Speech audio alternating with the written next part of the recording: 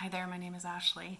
I'm doing this video because I'm actually doing this video because my friend bossed me into it, but I'm doing this video because I'm someone who has some experience with extended water fasting. And I am presently on day 6 of what I would consider to be my third extended water fast. I did one that was 35 days long back in 2017. I did one that was 20 days long in 2019, and now we are at May 16th of 2020, and I am on day 6. So I want to do probably a video every day or so that talks about what my experiences are at that time. I think that the information is going to be maybe helpful to some people. I am not a doctor. I have consulted my doctors through, every time I fast. They know that I'm someone who fasts.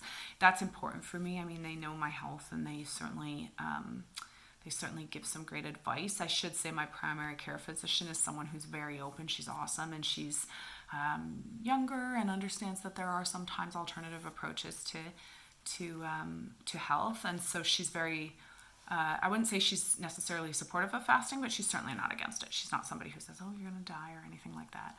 But it's something that I think is important for each person to make those decisions. So the purpose of me doing these videos, I guess, is just more to share my experiences than anything else.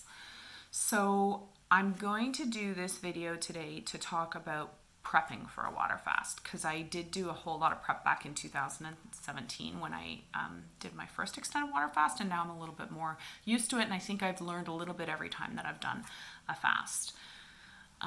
So that's what I'm going to talk about, and then, as I said, I'll do other videos that just talk about the specifics of each day, because you'll see that there are certainly patterns that you go through that are similar. Like every time I fast on day, sort of between day 14 and 17, this particular thing happens, and so I think it'll probably be helpful for some people to hear about those things.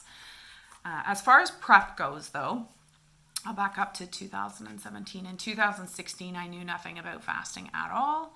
I knew about Ramadan. I thought that people who didn't eat or drink anything all day, every day, and just continued on about their life were crazy, and that they were probably going to die, which is ironic because people say that to me all the time now.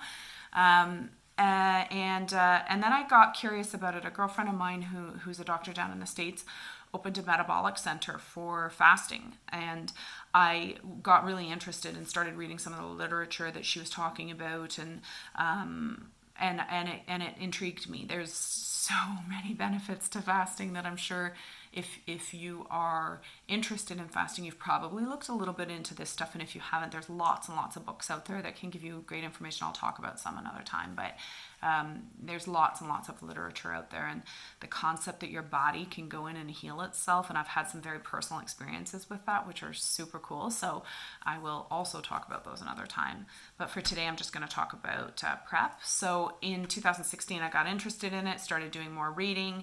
Then in early 2017, I thought, okay, so I'm ready to learn more. I want to try to do some fasts to see whether or not doing an extended water fast is something that my body could handle. So I tested my body, and I did probably I probably did 3 or 4 24-hour fasts, and then I did a few 36-hour fasts, and I moved into a 48 or something.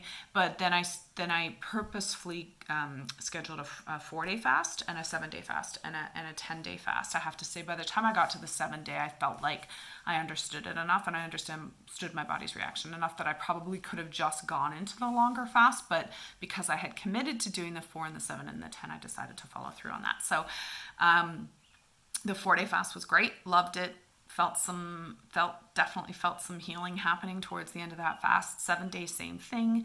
And then by the time the 10-day came around, I was like, okay, I'm ready to go. So I totally cleared my social calendar, which I think would be my first bit of advice. I totally cleared my social calendar from May 17th of 2017 until the beginning of July, actually, because I had hoped to go for longer than I actually ended up going for.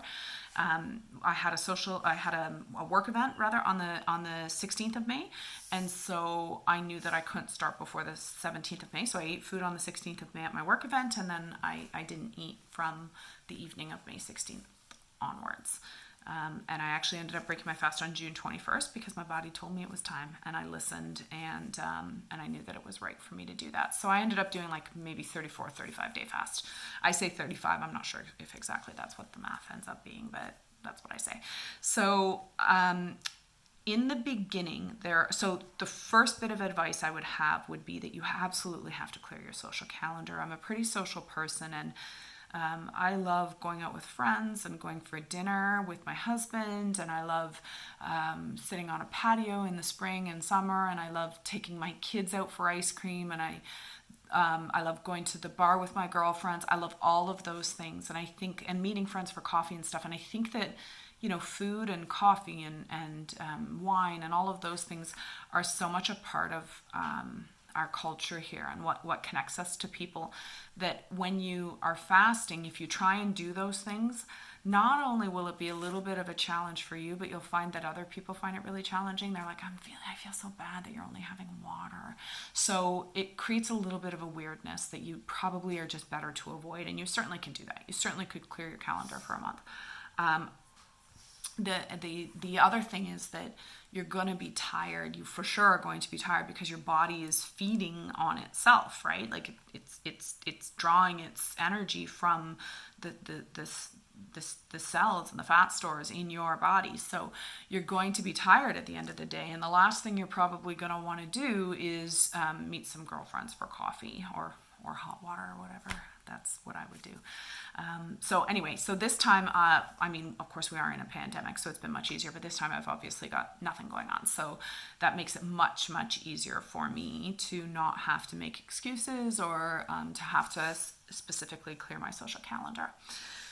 So my first bit of advice certainly is, in preparation for your fast, make sure that the timing works really well for you and that you're able to clear your social calendar. You can't underestimate the importance of that, especially during those first few days.